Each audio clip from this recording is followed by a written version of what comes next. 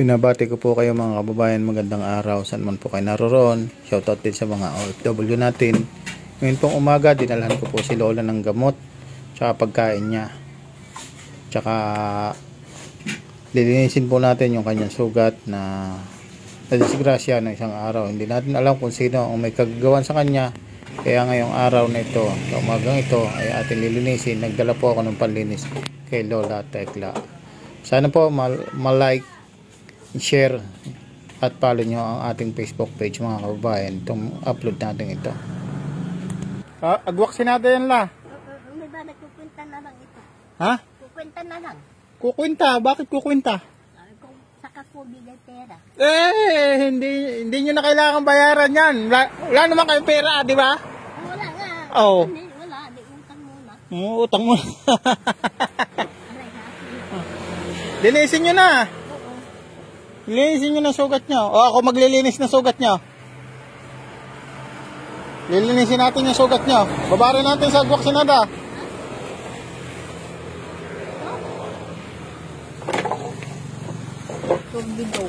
Linisin natin yung sugat nyo. Ay, marumi din. Kaya nga. Ay, what? Hindi, dito lang to. Dito lang. Ayaw. Diyan na.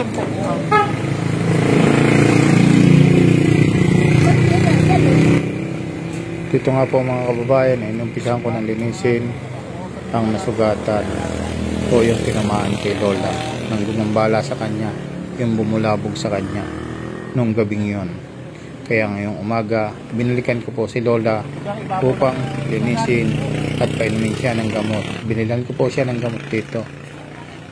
Dito sa sitwasyong ito ay pinalinis po sa akin ni Lola ang kanyang nasugatang kamay. Mga kababayan, dito po sana po masuportahan nyo po yung ating Facebook page. Hinihingi ko po ang inyong suporta mga kababayan na maipalo, like and share ang bidyong ito, at kung sa ganun po ay nagbabaka sakali pa rin po ako na makita siya ng kanyang mga kamag-anak o ng kanyang anak kung meron man, asawa o kapamilya, kapatid. Nagbabaka sakali pa rin po ako na makita siya dito sa lugar ng Barangay San Antonio, Mabitac, Laguna, bago pumasok ng Santa Maria, Laguna. Nasa tabing karsada lang po si Lola mga kababayan, dito sa tabi ng hardware, sa ilalim ng punong kahoy. Dito siya namamalagi sa isang munting kubo na atin din pong ipinatayo sa tulong din po ng isang vlogger na nag-sponsor sa atin upang mapatayuan ang kubo ni Lola o ang kanyang matitigilan. Noong kapanahunan po si Lola ay una kong natagpuan. Ito po ay nakatigil lamang sa silong ng payo sa ilalim ng puno ito mga kababayan. At dito nga po, ako rin po dito ay naaksidente nung paglalagay ko ng solar dito kay Lola Tekla na ito. Ako po ay nahulog mula doon sa itaas sa palupuhan ng bubong ng hardware, at ako nga po ay nabagian ng aking kamay. Sa kabutihang palad po, ito naman po ay aking naipahilot at kumaling na rin po. Nasuklo lang po ang aking kamay dito. Malaki na rin po ang ating sakripisyo, pero hindi po yun ang mahalaga. Ang mahalaga po ay yung ating ginagawang pagtulong sa kanya. Yun po ang pinakamahalaga. Hindi po mahalaga ang sakripisyo na aking ginagawa. Ang pinaka-importante po, si Lola ay may kumakain. Kumakain po siya sa loob na isang araw. Maraming salamat po sa mga taong dumaraan dito at nagbibigay ng pagkain kay Lola, at sa mga taong nagmamahal kay Lola. Maraming salamat din po sa mga nagsishare kay Lola ng mga video o para nang sa ganun ay baka sakali pong makita ng kanyang mga kamag-anak si Lola. Maraming salamat din po sa mga nanonood po. Maraming salamat din po sa mga nagmamalasakit po kay Lola. Maraming salamat po. Pinasasalamatan po kayong lahat mga kababayan, lahat po ng tumutulong kay Lola Tekla. Kayo po ay pinasasalamatan ko po. Ito rin po ay na-vlog ni Daddy Frankie. Ganun din po si Jun Robles natin po kasama rin po mga kababayan. Sana po may mga tumulong po kay Lola. Madala po si Lola dahil si Lola po kapag po ito ay ginalaw dito, hindi ko po talaga siya mapasama dahil ayaw niya pong umalis sa lugar na ito dahil marami nagbibigay na pagkain sa kanya.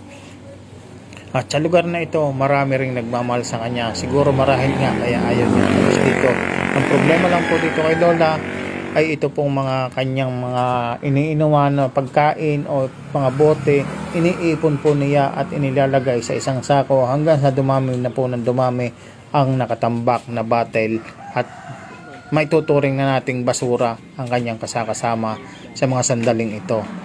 Ito po ang kanyang ugali. Ayaw niya pong mawalay, ayaw niya pong itapon ang mga bagay na kanya pong napulot, ang mga bagay na kanyang naipon, ayaw niya na pong maalis sa kanyang tabi.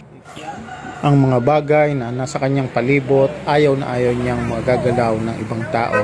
Ito ay magagalit kapag pinakialaman mo kahit maliit na bagay, kahit maliit na basura sa kanyang paligid. Ito ang ugali ni Lola. Ayaw niya siyang ay pinakikialaman ng kanyang mga inipon. Hindi ko lubos maisip kung bakit ganun talaga si Lola. Marahil dala na ng kanyang katandaan at yun lagi ang sumilid sa kanyang isipan na huwag galawin ang kanyang mga inipon. Kaya siya ay nagagalit kapag ito ay ginalaw mo. Kaya hindi ko po ito pinipilit na galawin ang kanyang mga naipon dito, mga basura o mga bote. Hindi ko po talaga ito pinipilit na mapersahan dahil ito po ay magagalit at ayaw na ayaw ko po na magalit si Lola sa akin dahil kapag po ito ay nagalit sa akin, hindi na po ako makakalapit sa kanya at hindi ko na po siya mabibigyan ng pagkain dahil kapag po siya ay nagalit, hindi po siya tumatanggap ng pagkain sa taong kinagagalitan niya. Ito po ang ugali ni Lola dahil matagal ko na po itong na-video o nabablog o nadadalhan ng pagkain. Kahit wala pong video, ito po ay dinadalhan po natin ng pagkain sa loob po na mahigit kumulang 2 taon o 3 taon na si Lola ay namalagi dito. Ako po ay nakasubaybay sa kanya. Kaya sana mga kababayan, patuloy po nating i-share. Nagbabaka sakali pa rin po ako na makita si Lola ng kanyang mga kamag-anak o ng kanyang pamilya. Ito raw po ay isang Chinese national sa mga kababayan natin. Ganito po ba talaga kapag Chinese national ka? Pag matanda ka na, wala nang pakialam ang kapwa nila Chinese o kapwa nila mga incheck. Ganun po ba talaga ang ugali ng mga incheck? Paki-comment lang po mga kababayan kung talagang ganun ang ugali. Dahil sabi nila mahilig daw po ang mga incheck mag-abandona ng mga kamag-anak na wala nang pakinabang. Totoo po ba ang kanilang kaugalian o ang kanilang kasabihan na kapag wala ka ng pakinabang, hindi ka na talaga nila pupuntahan o iaabando ka na? Ganun po ba talaga ang ugali ng mga Chinese o ng mga incheck? Paki-comment lang po mga kababayan sa nakakakilala po sa mga ugali ng mga incheck o sa mga nanirahan na sa mga incheck o nanatili na nakasama ang mga incheck. Ito po ba ay totoo ang kasabihan? Kung kaya si Lola ay nananatili dito na mag-isa, marahil inabado na nga ba ito ng kanilang mga kababayan incheck? Ito po ay Chinese national si Lola.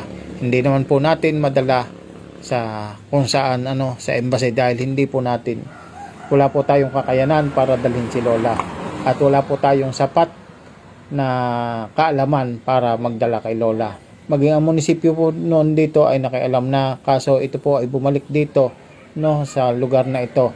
Ito po ay sa pagkakaalam ko po, ito po ay nadala na sa bayan po ng Antipolo kasi dati tinuro po ito na doon daw po naninirahan sa bayan ng Antipolo. Pero dinala po ito doon sa bayan ng Antipolo at makaraang buwan po ay muli siyang nagbalik dito sa lugar na ito sa bayan ng Mabitac, Laguna. Sa barangay San Antonio, Mabitac, Laguna. Bago pumasok ng Santa Maria, Laguna, dito siya nananatili sa lugar na ito. Mga kababayan, pa-share po ng ating video. Like and follow po. Ayaw. Hindi muna kayo kakain. Okay. Marami pa. Kainin niyo yung pagkain niyo, ha? Oo. Ha? Kainin. Inom na kayo.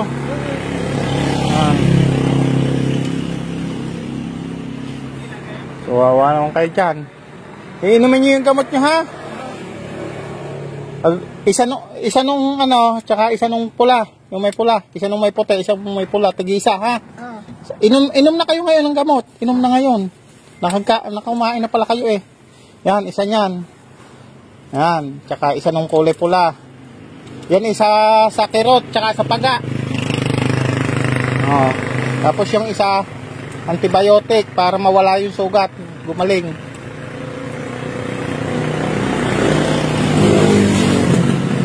Yan, iinom kayo.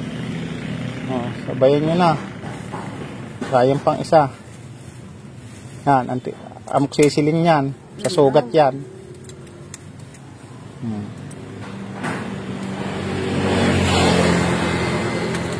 Yan.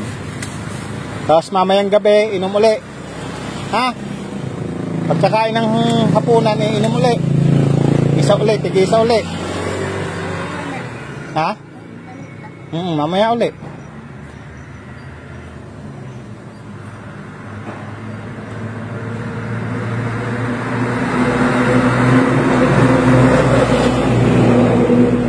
Paggabi, ha? Paggabi.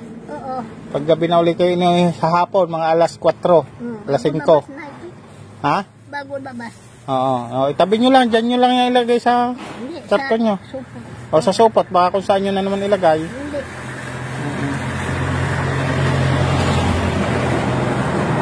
Sa supot.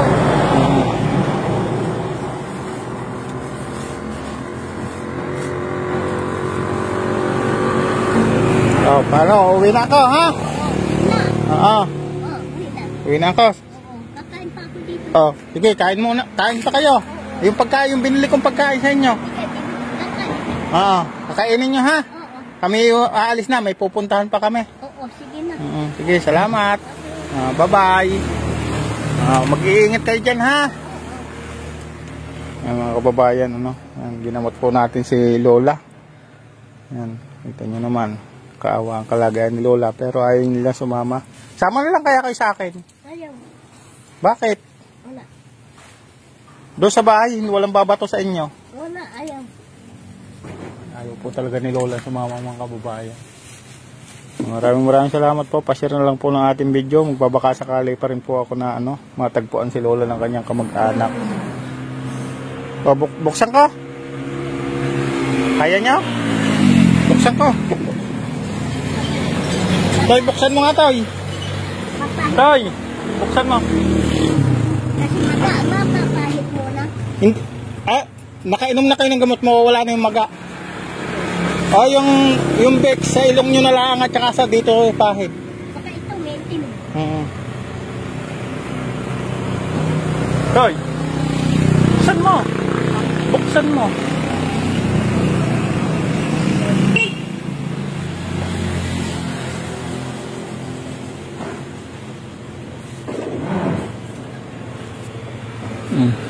Ito, ayan.